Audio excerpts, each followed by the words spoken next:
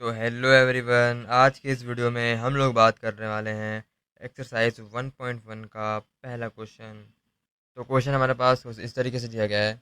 Which of the following are sets, justify your answer. तो हमें बताना है कि ये जो नीचे स्टेटमेंट्स दी गई हैं इनमें से कौन कौन सी स्टेटमेंट्स सेट्स हैं। तो पहले से स्टार्ट करते हैं। The collection of all the months of a year beginning with letter J. तो देखो, जे से कौन कौन से मंथ्स आते हैं? जनवरी, जून, जुलाई, है ना, तीन आते हैं। तो अब क्या ये सेट है? क्या मैं सेम सवाल किसी और से जाके पूछूंगा, साल में ऐसे कितने मंथ होते हैं जो जे से स्टार्ट होते हैं, क्या वो जनवरी जून जुलाई बोलेगा? अगर हाँ तो ये सेट है, ये सेट है ना। तो हमें क्या पता चला कि सेट तभी डिफाइन होता है, यानी कि हम सेट को सेट तभी बोलते हैं जब वो सेट किसी और के पूछने पर वो सेम जवाब आए। यानी कि मैं ये सवाल किसी और से पूछूं तो वो जनवरी जून जुलाई बोलना चाहिए, वो अगस्त नहीं बोलना चाहिए, है ना। अब सेकंड वाला, the collection of 10 most talented writers of India. अब जैसे मुझसे किसी ने पूछा तेरे को कौन से राइटर्स अच्छे लगते हैं।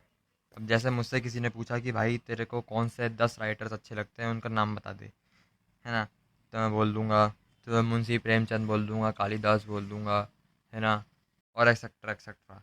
लेकिन अगर मैं किसी और से पूछ लूँ कि भाई तेरे को कौन से राइटर्स अच्छे लगते हैं, या फिर तेरे को सबसे टैलेंटेड कौन लगता है, तो हो सकता है वो दूसरे दूसरे नाम बताए। हो सकता है उसको ऐसे ऐसे राइटर्स पसंद हो जो हिंदी लिटरेचर लिखते हैं, या फिर ऐसे राइटर पसंद हो जो इंग्लिश लिटरेचर लिखते हैं, या फिर ऐसे राइटर्स जो नॉन फिक्शन लिखते हैं या फिर फिक्शन लिखते हैं। मेरे कहने का मतलब ये है कि यहाँ पे आंसर डिफ़र कर रहे हैं, तो फिर ये सेट नहीं होगा, है ना। तो ये सेट नहीं होगा। अब थर्ड वाला, a team of 11 best cricket batsman of the world. तो सेम यहाँ पर भी आंसर डिफ़र कर जाएंगे। क्यों? क्योंकि हो सकता है किसी को विराट कोहली पसंद हो सकता है किसी को रोहित शर्मा पसंद हो सकता है कि उसको इंग्लैंड के बैट्समैन पसंद हो सकता है उसको ऑस्ट्रेलिया के बैट्समैन पसंद हो। एक एग्जैक्ट आंसर कोई भी नहीं देगा, सब अपने अलग अलग आंसर देंगे, तो ये भी सेट नहीं होगा। तो द कलेक्शन ऑफ और बॉयज़ इन योर क्लास। तो आपकी क्लास में कितने लड़के हैं, इसका तो एक फिक्स नंबर ही होगा ना। अगर मैं आपसे पूछूँ आपकी क्लास में कितने लड़के हैं, तो आप बता दोगे कि इतने इतने लड़के हैं। या फिर किसी और लड़के से पूछूं या किसी लड़की से पूछूं तो वो बता देगी या बता देगा कि मेरी क्लास में इतने इतने लड़के हैं। तो यहाँ पे आंसर डिफ़र नहीं कर रहा है, मेरे कहने का मतलब ये है। ये भी सेट होगा। The collection of all natural number less than 100, ये भी एक एक्यूरेट आंसर रहेगा, तो ये भी सेट हो जाएगा। A collection of novels written by writer Munshi Premchand. Munshi Premchand ji ने जितनी भी नॉवेल्स लिखी हैं उनका तो एक फ़िक्स नंबर ही होगा ना। मैं किसी से पूछ लूँ कि भाई जितने भी उनने लिखे हैं, जितने भी उनने नॉवेल्स लिखे हैं उनके नाम बताओ, तो वो एक ही आंसर देगा। मैं सबसे पूछूँ कि भाई उनने कितने नॉवेल्स लिखे हैं, तो वो एक एक्यूरेट आंसर ही देंगे ना। तो ये भी एक सेट होगा।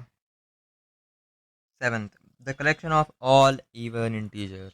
अगर मैं किसी से पूछूं कि भाई इवन इंटीजर कौन कौन से हैं तू मेरे को बता दे, तो वो वेल डिफाइंड आंसर ही देगा, सब अलग अलग आंसर नहीं देंगे। स्टार्टिंग फ्रॉम 2 अब -2 सही आंसर देगा। तो ये भी एक सेट हो जाएगा। The collection of questions in this chapter, इस चैप्टर में कितने क्वेश्चंस हैं उसका भी एक फिक्स नंबर है, तो ये भी एक सेट हो जाएगा।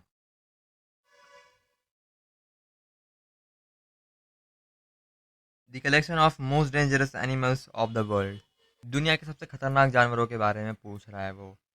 अगर मेरी बात करो तो मुझे कुत्ते से बहुत डर लगता है, लेकिन बहुत सारे लोग ऐसे होते हैं जिनको कुत्तों से डर नहीं लगता। मेरे लिए तो वो मोस्ट डेंजरस ही है, लेकिन दूसरों के लिए तो नहीं है ना। ऐसे ही अलग अलग लोगों को अलग अलग जानवरों से डर लगता होगा। तो क्या ये सेट है? नहीं, ये सेट नहीं है।